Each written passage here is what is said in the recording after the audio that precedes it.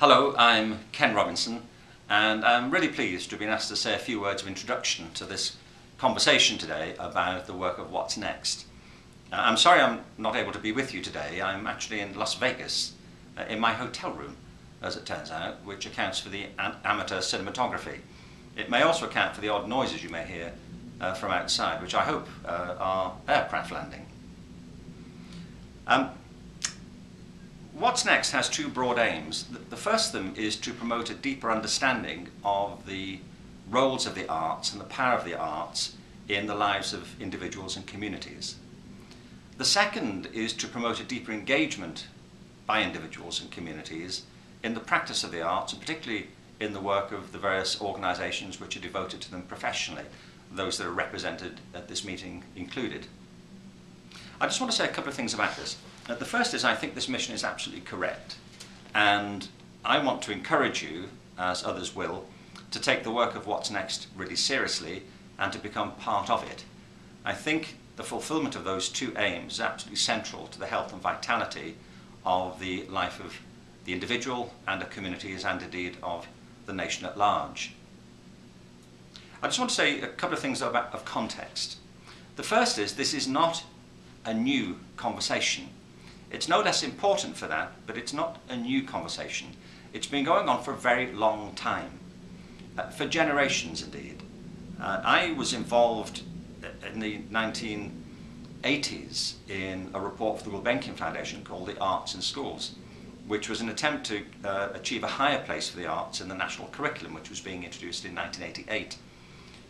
But in the early 70s I was involved in a report on the importance of drama in schools, which had very similar aims.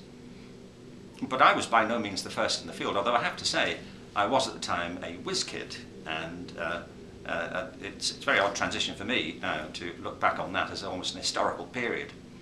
But I had a wonderful conversation at the time with a fantastic philosopher at the Institute of Education called Louis Arnaud Reed, who was then in his 90s.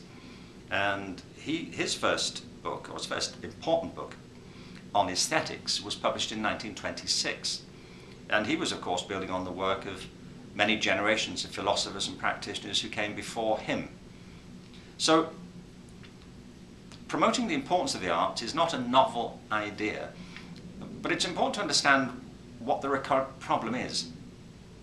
At one level, it's this, that people involved in the arts are convinced that they are and should be central to the lives of communities. That's my position. But the reason we keep having to make the point is that for all they talk about it, governments successively, and not just this one but many previous ones, act as if the arts are really marginal to public policy. They're certainly marginal to the interests of the exchequer. And over a very long period there have been attempts by the arts community to push the arts closer to the centre of political debate and of public funding. There was a report, a really good report, that was published in 1997 with the collaboration of the Council of Europe, among others. It was called In From the Margins, and it was drafted on behalf of a very distinguished group of people across Europe who were involved in cultural policy. It was drafted by Anthony Everett, who'd previously been the Secretary General of the Arts Council. And again, it was an impassioned plea to put the art at the centre. If you haven't seen this report, I recommend that you dust it off and take a look at it. It's one of many that could inform the current debate. The Arts in Schools that I was involved in was a similar attempt. I also was involved in the late 90s with others in producing a report called All Our Futures, Creativity, Culture and Education, which was written in the context of the first Labour administration. So I suppose one of the points I want to make here is that these arguments don't divide easily along party political lines. I know there are things happening just now under the current administration which have raised the blood of many people in the arts community, and rightly so. But previous administrations haven't been much more distinguished when it comes to this. In fact, for a very long time, the Labour Party had no cultural policy at all. It saw no need for one. It's quite a recent innovation. Indeed, the DCMS itself is a very recent innovation. It was met with tremendous scepticism when it was first introduced. So this tension between the central importance of the arts as we see it and the marginal position they seem to occupy in public policy has been with us for a long time. So the question is, what could we reasonably do about it now? Well, there are just 2 points here that I'd like to mention. One is that I think it's important that we don't elide the arts completely with culture. There's a reason for this. The arts are not the whole of culture. It's quite a recent conception to think the arts are a synonym for culture. A broader conception of culture is the values and forms of behaviour that characterise various social communities. In other words, culture, in a more general sense, is a way of describing a community's way of life, the values they hold, the traditions that they have built on, and the forms of behaviour that come to typify them. A quick way of saying that in America, certainly when you work with businesses, that culture means the way we do things around here. Now, from that point of view, the arts aren't synonymous with culture, they are integral to the evolution of culture. Artists don't live on parole from the broader culture, they live as part of the cultural pathways and byways of their own communities. They may aim to subvert them, they may aim to stand outside them, they may aim to transcend them, but they're not on parole from them. They're part of the evolving social fabric of the community and part of the way in which culture itself evolves dynamically. But there are other influences on the social culture, including, of course, the sciences, technology, the ways in which the arts interact with technology, the way new tools make available new forms of expression. And indeed, the new technologies, the new digital technologies, are transforming arts practice at almost every turn.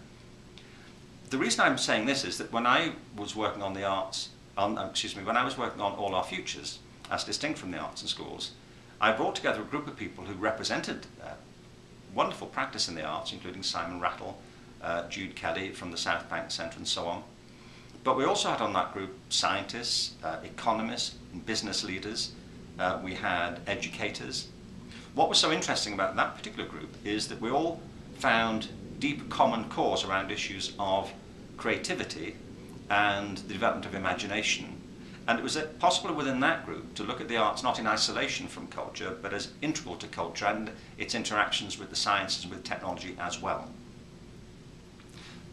So my point is that by separating the argument, so to speak, by seeing the arts not as synonymous with culture, but as integral to a much broader conception of culture, I think it opens up the way for what's next to explore alliances with other groups in the country and perhaps internationally who are trying to achieve the same ends, but perhaps from different disciplinary perspectives.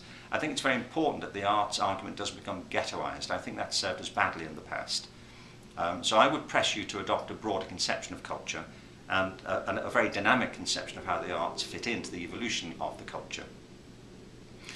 The second point I want to make about this is that what's next is based on an organic conception of growth and development.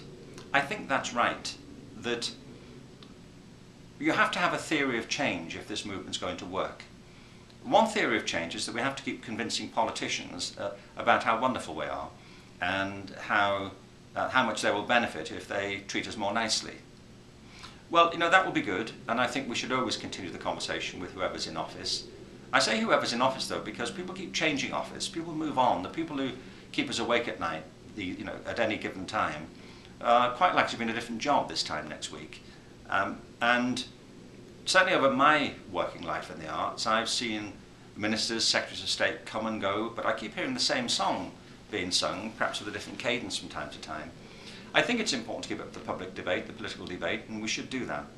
But what's more important, I think, is what's next is focused on, which is to cultivate support, as it were, at the grassroots level. You see, what guides a lot of my work these days is the idea of organic growth. And I don't mean that in the sense of sort of opening up a vegan store, although actually half my family happens to be vegan. I mean it in the sense that human communities, including arts organisations, are like organisms. They're not like mechanisms. Institutions are deceptive in that sense. They're not the bricks and mortar, and they're not permanent either. Institutions and organisations exist in the actions and activities and minds and values and passions and beliefs of the people who populate them. And organisations come and go. Even the greatest arts organisations are prone to fade away eventually if the spark of vitality doesn't stay alive within them. I'm based at the moment in Los Angeles, and I was talking recently with a group of people about, for example, Kodak. You know, Kodak invented photography, and it's now in receivership. It's gone bankrupt. It's not because people have stopped taking photographs, it's because the organisation didn't keep pace with the world around itself, and it died. Organisations do that. They follow the arc of the life of an individual. If they don't maintain their vitality and their health and their adaptability, then they will fade away. You see, a successful organism, whether it's a human community or a plant or any other form of living thing, lives in synergy with its environment. Successful organisms enrich the environment on which they depend. They feed the environment, and the environment supports them in turn. That's the principle of ecological development. It's the principle of synergy. Organisms that don't sustain the environment they live in, if they don't, the ones that don't feed back into it and contribute to its health, are known quite properly as parasites. And parasites can kill the community on which they have descended.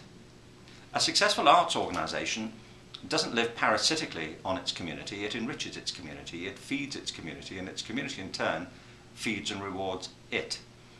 This concept of organic growth, I think, is fundamentally important, because the arguments that we face will continue. The challenge that we face will not only stretch a long way behind us, they'll stretch a long way in front of us as well. What we can do is focus on the work we're doing right now with communities that we're involved with, understand the broader context, but I think also understand that long-term growth and development comes from nurturing the grassroots, from having these deep connections with people, with communities, on which What's Next is now focused. There was a wonderful quote from Anais Nin, at least it's attributed to Anais Nin, the writer. She's talked about her own creative journey, and she said there came the poem's called Risk. She said, there came a time when the risk of remaining tight in a bud was greater than the risk it took to blossom. I think it's a very telling and a rather beautiful idea for the growth of organisations, that we can spend an awful lot of time, I feel it's particularly in education, suppressing the talents of students, suppressing the talents of teachers too, when actually the risk of releasing it is much less, and the rewards are very much greater once we understand the depth of talent and passion and ability that exists in any human community. And the arts, properly conceived, are a conduit for all of that. They're a catalyst for it. They're a way of cultivating the passions and energies of the broader community, not just the people in the organisation, but those that they serve. And that's what Next is focused upon. So I think we should try and persuade politicians, but I think it'll be all the more persuasive if we can contribute to the very general growth of public understanding and engagement in the practice of the arts. That's where the real rewards will come. What's Next aims to grow organically by cross-propagating ideas between different groups and communities, and through forming a broad movement. I think that's the right way to go. There's a wonderful quote from Benjamin Franklin, who said that there are three sorts of people. There are those who are immovable, those who are movable, and those who move. And I think we know what he means from our own day-to-day experience. There are people in the public sector, there are people in communities, people in positions of influence who simply don't get it. They never did get it, by the way. They stand in a long tradition of people who didn't get it, and they come and go, and my experience by now is if people don't get it, don't labour too hard on trying to persuade them. If they're intransigent, well, they'll move on at some point. We have a much longer agenda in our minds here. But there are people who are movable, people who do get it, who are interested and persuadable and want to know more about it. And that's, I think, a task for a movement like What's Next, to engage with people who are movable and to persuade them of the strength of the case. And then there are people who move, and they're the people who get the thing done. And What's Next aims to connect people who want to move and to help them move in a similar direction. And if enough people move, then that's a movement. And a strong social movement is transformative. And at their very best, that's what the arts aim to be, to be transformative in the lives of individuals and of communities, and the common action of what's next ought in that sense to be one that leads to a common benefit for everybody who's involved in it.